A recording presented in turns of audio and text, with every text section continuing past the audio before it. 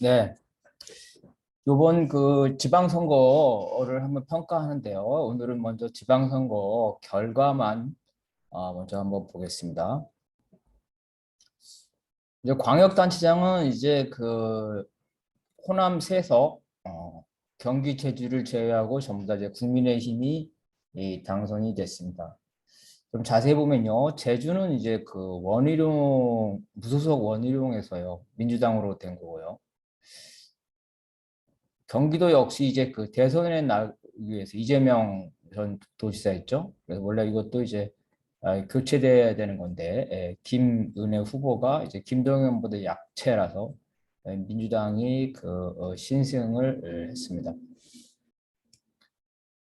2018년 지방선거에서는요, 경북과 대구에서 그 수구보수 자유한국당이 50%를 넘은 득표율로 승리를 했고요. 나머지 전부 다는 이제 그 패배를 한 거죠. 민주당이 압도적으로 이겼습니다. 그래서 광역단체장만 본다면은 2018년에 자유한국당이 참패한 정도 수준은 아니지만 상당한 정도로 참패를 했고 정권 교체가 됐다고 볼 수 있겠습니다. 기초단체장은요, 국민의힘이 145개, 민주당이 63개고, 특히 서울에서는 이제 그 민주당이 8개에 불과합니다. 2018년을 보게 되면요, 기초단체장은 민주당이 그 151개, 자유한국당이 53개였습니다. 역시 이제 2018년도 수준은 아니지만 민주당이 거의 못지않게 참패를 했다는 거죠. 2018년은 이제 그 민주당이 한석만 빼고 모두 다 서울 기초단체장에서 당선이 됐습니다. 광역위원회의 경우는 이제 민주당이 322명, 국민의힘이 이제 540명입니다. 2018년은 이제 거의 반대죠. 민주당이 652명, 자유한국당이 137명입니다. 자, 이 추세가 그대로 나타나는 게 2018년 자유한국당 수구 보수가 참패한 수준은 아니지만 그 상당한 정도의 참패를 했다는 거죠. 광역 의원 비례대표 득표율은 이제 그 2018년에 민주당이 51%, 자유한국당이 28%였는데 이번에 이제 뒤바뀌어서 민주당이 41%, 그다음에 이제 그 국민의힘이 52%다. 이제 광역 득표율을 보게 되면 별로 큰 차이가 안 나죠. 10% 차이가 나지만 이제 의석은 무척 많이 차이 납니다. 소선거구제이기 때문에 이제 이런 거겠죠. 자, 기초의원에 가면은 기초의원은 국민의힘이 1,400명, 민주당이 1,300명. 거의 차이가 없습니다. 거의 한 50석? 그렇게 차이가 안 나죠. 2018년에는 차이가 많았어요. 2018년에는 600석 정도 민주당이 이겼는데 이번에 국민의힘은 겨우 이제 50석 정도밖에 못 이겼다. 그러면 왜 기초의원의 경우에는 다른 선거에 비해서 이렇게 격차가 적냐는 건 기초의원은 이제 2인 선거구나 3인 선거겠죠. 그러니까 제1당이고 제2당인 국민의힘이나 민주당은 뭐 거의 당선된다고 보겠습니다. 그래서 기초의원의 경우에는 국민의힘과 민주당이 동반 당선되는, 다시 말해서 거대 양당이 다 해먹는, 거대 양당이 자기들끼리 나눠먹는 그런 형태가 고착화된 게 바로 이제 기초의원이죠. 그래서 이번 선거 결과를 보게 되면 대선의 정권 교체를 반영을 했다. 대선에서는 이제 그 윤석열 국민의힘이 신승을 했지만 어쨌든 임기 초반이기 때문에 윤석열한테 현 집권 정당한테 힘을 모아줘야 된다. 이런 여론이 형성되겠죠. 그래서 역시 이제 언론에서도 그렇게 가져가고 그래서 대선의 연장선으로 됐다는 겁니다. 수구 보수가 탄핵된 지 5년 만에 대통령 선거와 지역 선거에서 상당한 정도 그죠? 특히 이제 지역선거, 지방선거에서는 더 많이 이제 승리를 한 거죠. 그래서 5년 만에 이렇게 뒤바뀐 게 이제 놀라울 일이라는 거죠. 탄핵 그 당시에는 수구 보수가 퇴출될 줄 알았는데 퇴출된 게 아니라 완전히 살아나서 다시 정권을 잡았습니다. 근데 이런 현상은 유권자가 현재 조건에서는 수구 보수와 중도 보수만 거대 양당이 독점하는 정치체에서 다른 대안이 없습니다. 유권자 입장에서는 민주당과 국민의힘, 수구 보수와 중도 보수를 거대 양당을 돌아가면서 선택하는 거죠. 두 정당이 또한 근본적으로 차이가 없다고 보고 있고 차이가 없죠. 경제 정책이라든지 외교안보 정책이라든지 차이가 없습니다. 외교안보 정책은 이제 그 말로 중도 보수가 말로 차이가 있는 것 같지만 실질적으로 그 중도 보수 민주당은 어쩔 수 없이 미국에 쫓아가고 있고 국민의힘 수구 보수는 이제 미국을 어쩔 수 없이 쫓아가는 거는 환영하면서 그죠? 환영을 하면서 미국에 그 종속되어 있습니다. 어쩔 수 없이 종속되거나 자유로 종속되거나 이런 차이일 뿐이지 말만 다를 뿐이지 결과는 다 똑같다. 그래서 이런 다른 대안이 없는 조건에서 이 거대 양당들이 돌아가면서 중앙이든 지역이든 그 권력을 돌아가면서 선택하고 있다는 거죠. 과거 민주화 세력, 80년대 학번들은 비판적 지지를 했던 세력들은 마치 지금 민주당과 국민의힘, 수구보수와 중도보수의 차이가 엄청난 차이인 것처럼 선거 때마다 비판적 지지를 해서 수구보수가 집권하면 절대로 안 된다고 생각하고 있지만 일반 국민은 그렇지 않다는 별반 차이 없다. 그러니까 돌아가면서 한다. 저번에 했으니까 이번에는 바꿔보자. 그죠? 역대 선거에도 보면 이제 이와 같이 그 수구보수와 중도보수가 권력을 교체해가는 게 미국식 양당 체제죠. 미국식 양당 체제가 안정적으로 정착되어 있다. 그래서 수구보수와 중도보수가 번갈아 가면서 승리하지만 실제로 항상 승리하는 것은 바로 미국식 양당 독점 체제다. 진보정당의 결과를 보겠습니다. 정당 명부 득표율을 보겠습니다. 정당 명부 득표율은 이번에 국민의힘이 52%, 민주당이 41%였고 정의당 4.1%, 진보당 0.92 이런 식으로 다 나타나고 있습니다. 이번 선거에서 정당 명부가 도입된 이후 진보 정당의 철벽 지지율이 과거에 10%라는 이것이 붕괴됐다는 거죠. 진보 정당이 잘하든 못하든 간에 국민들은 항상 10% 정도를 항상 지지했다는 거죠. 2002년 지방선거 때 최초로 정당 명부 제도가 도입됐는데 그때 8%였는데 그 이후에 13% 그리고 12% 그런 식으로죠. 2008년에 분당이 됐죠. 분당이 됐습니다. 그 민주노동당과 저기 진보신당으로 그래도 합하면 역시 창조한국당도 이제 일반인 국민 입장에 진보정당으로 합하면 역시 10%가 넘는 거고 2010년에도 마찬가지죠. 그다 10%가 넘습니다. 2012년도 마찬가지로 10%. 그래서 최소 10%에서 많으면 12, 13%를 쭉 갔다는 거예요. 2014년도 다 마찬가지죠. 이렇게 거의 10%죠. 네. 합치면 그렇게 됩니다. 다 그래요. 2016년 다 10%, 2018년도 역시 마찬가지로 합치면 10% 정도. 지난번 총선에도 역시 합치면 10%. 이번에는 이것이 붕괴됐다는 겁니다. 이게 되게 중요하다. 진보정당의 철벽 지지율이 붕괴했다. 특히 정의당은 점차 득표율을 회복하면서 민주노당 수준을 회복해 왔습니다. 그러니까 정의당의 2008년에 분당되고 나서 진보신당이죠. 2008년에 분당되고 나서 정당 득표를 봅시다. 진보신당이 3%가 약간 안 됐습니다. 그러다 2010년에 3%, 그죠?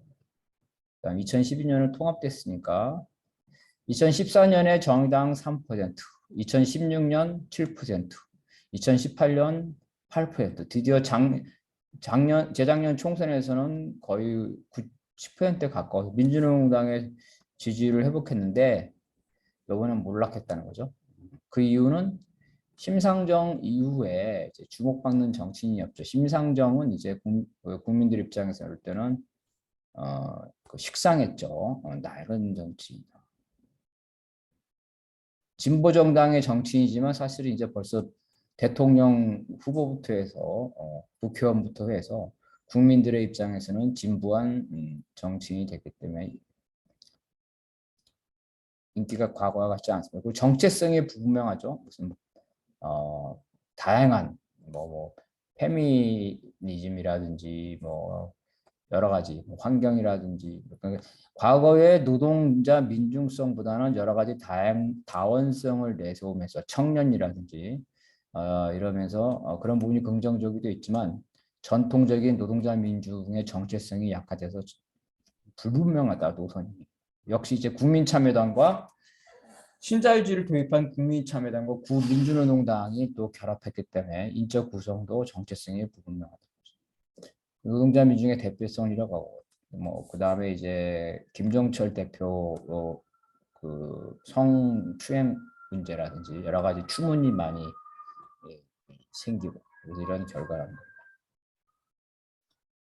당선자를 보게 되면요. 2018년 직전의 지방선거에서 정의당은 37명이었습니다. 그런데 정의당이 이번에 얼마나 됐습니까? 9명. 진보당의 전신이 민중당인데 2018년에 민중당 11명이 당선됐는데 이번에는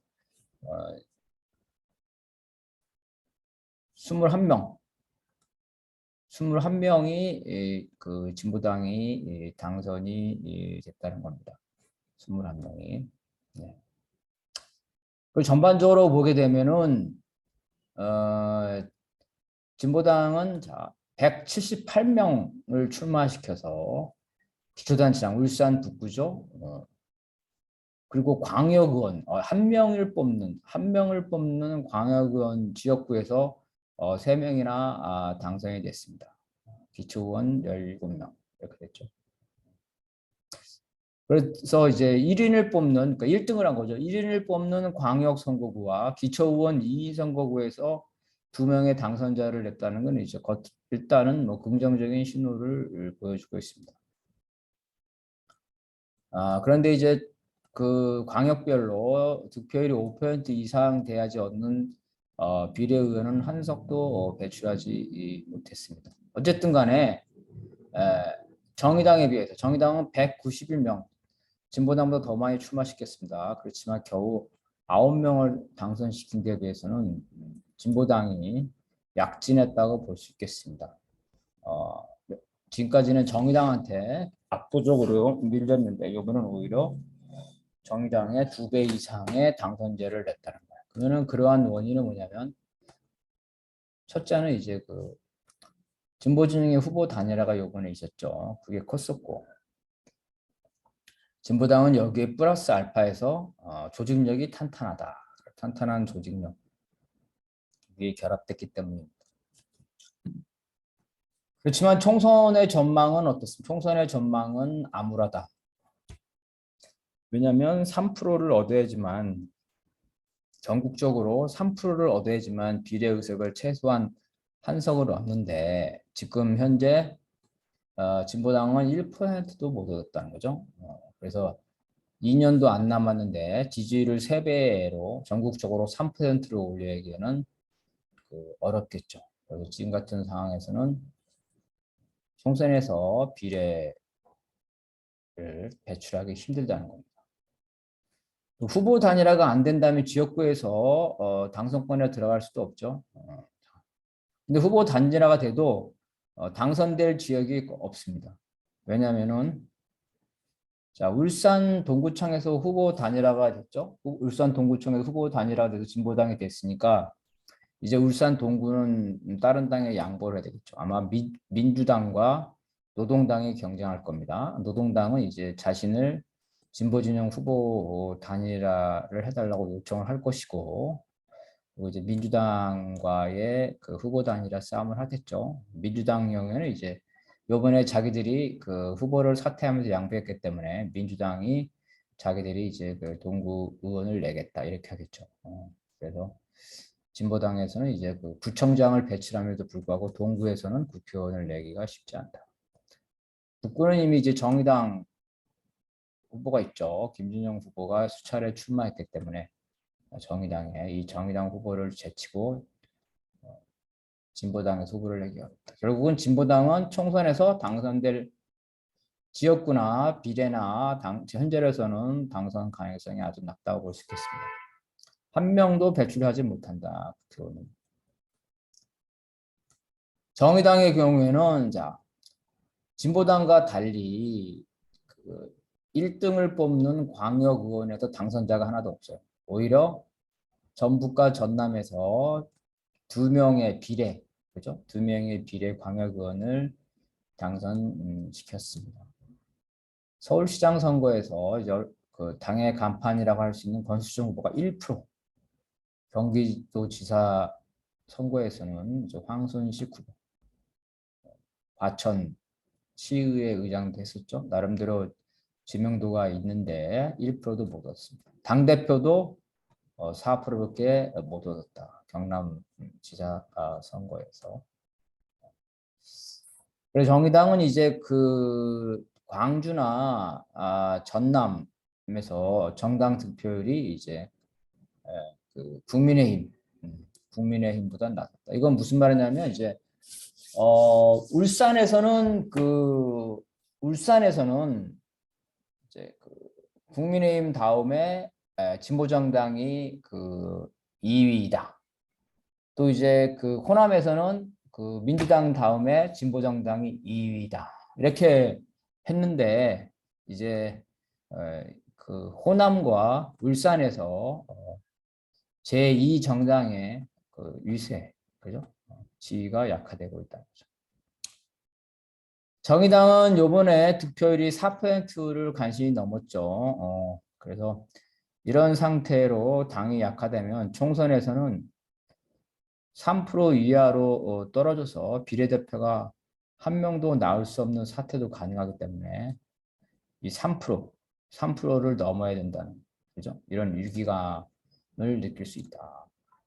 비례 10명이 아니라 비례 한 명이라도 목표를 삼아야 되는 3% 이하로 떨어지는 그런 불행한 사태가 나옵니다. 그래서 그런 걸 막기 위해서는 일단 그래도 제일 이름이 있는 심상정 의원이 열심히 뛰어야 되겠습니다. 그렇지만 그 혼자서는 역부족일 것이라는 거.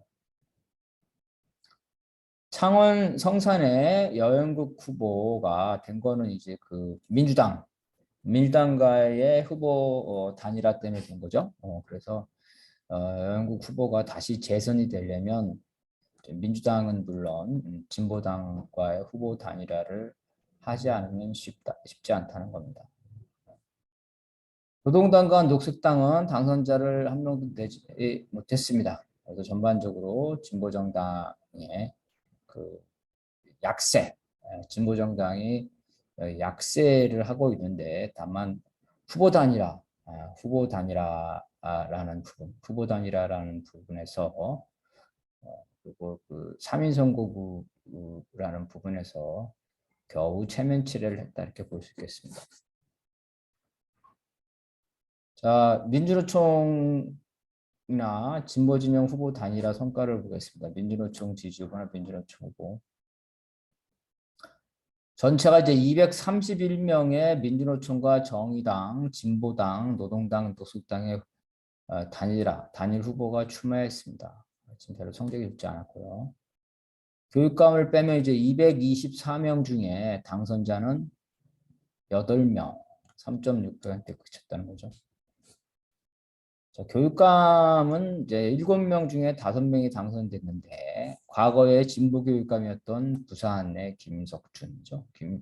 부산, 경기, 강원, 충북, 제주에서 진보 교육감이 낙선하고 보수 교육감이 됐다는 겁니다.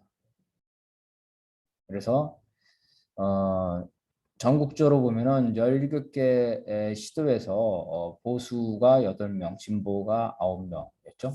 2014년에는 진보가 13명, 2014년에는 진보가 14명이 당선됐는데 이제는 그것이 역전이 됐다는 겁니다. 민주노총 지지 후보, 민주노총 후보는 민주노총 조합원을 말하는 거고요. 민주노총 지지 후보는 이제 민주노총이 지지한 후보, 조합원 아니더라도 역시 뭐 같은 거죠. 334명 중에 당선자가 그 30명, 9%라는 겁니다. 진보정당이 당선된 곳은 이제 그 3인 선거구 일부와 4인 선거구는 이제 4곳에서 당선됐습니다. 기초의원에서. 그러면 4인 선거구를 보게 되면 이번 지방선거에 한해서 이제 기초의원 30곳에서 성원출 인원을 이제 중대 선거구로 시범 실시했다는 거죠. 3인 선거구에서 5인 선거구. 그래서 30군데 중에서 17군데의 진보정당의 후보들이 출마했고 그 중에서 한 곳을 제외하고는 이제 즉 16곳에서 후보 단일화에 성공했다는 거죠. 16군데 3인 선거구 이상 되는 16군데에서 후보 단일화에 성공했다는 겁니다.